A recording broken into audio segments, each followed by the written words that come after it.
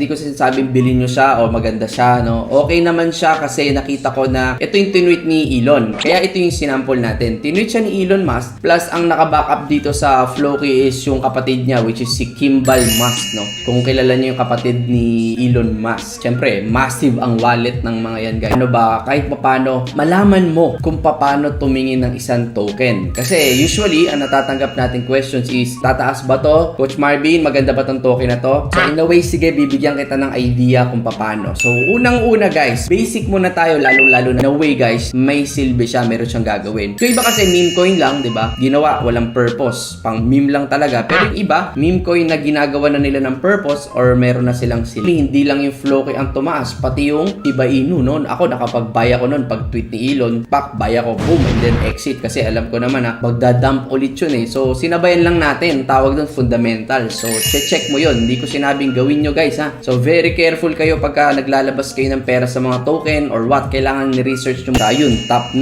dito. If you can see itong malinaw yung aking ano. And then ito yung tweet niya. So dun siya nagsimula, no? And then future projects, kailangan silipin nyo talaga siya kasi hindi siya pwedeng basta-basta lang. Kailangan alam nyo yung long term niya bago nyo siya bilhin. Ano pa? Yung sa website, ano nakalagay? Yung roadmap. Then umakyat, nag-pump, no? Tapos biglang dahan-dahan bumaba, no? Nag-consolidate and now medyo bumababa siya. And hopefully pag may mga projects or pagka yan, tinweet na naman, aakyat na naman yan. So ganun ang pagtingin. Ano pa? Bukod sa pag-chart. So basic ulit tayo guys. Punta tayo sa mga website nila. Tingnan nyo yung white paper nila. So yan, like eto guys. Very important yung white paper kasi nakikita nyo dyan ano ba yung coin, para saan ba yung coin, ano ba yung silbi niyan, ano yung plano, ano yung mga future projects niyan. Tignan nyo maigi kasi maraming nagbibigay na influencers, nagbibigay ng token or nagpapakita sa inyo ng token. Pero guys, it's your responsibility pa din no na i-check siya maigi. Hindi porket na umakyat yung coin or na FOMO ka or fear of missing out. Na lahat kami kumikita na namin kung okay ba tong coin na to, ganyan. I-review lang din namin pero again, bago ka maglabas ng pera, kailangan huwag ka maglalabas ng perang yung savings mo, no? Yung kaya mo lang mawala, no? Para hindi ka masasaktan whatever happens dito. Kahit gaano pa kaganda yung project niyan, guys. Kung ikaw mismo ay, 'di ba, sinusugal mo yung lahat ng pera mo, I suggest wag mong gagawin yun para hindi ka masasaktan. Dahil again, guys, cryptocurrency pa din itong pinag-i-investan ninyo.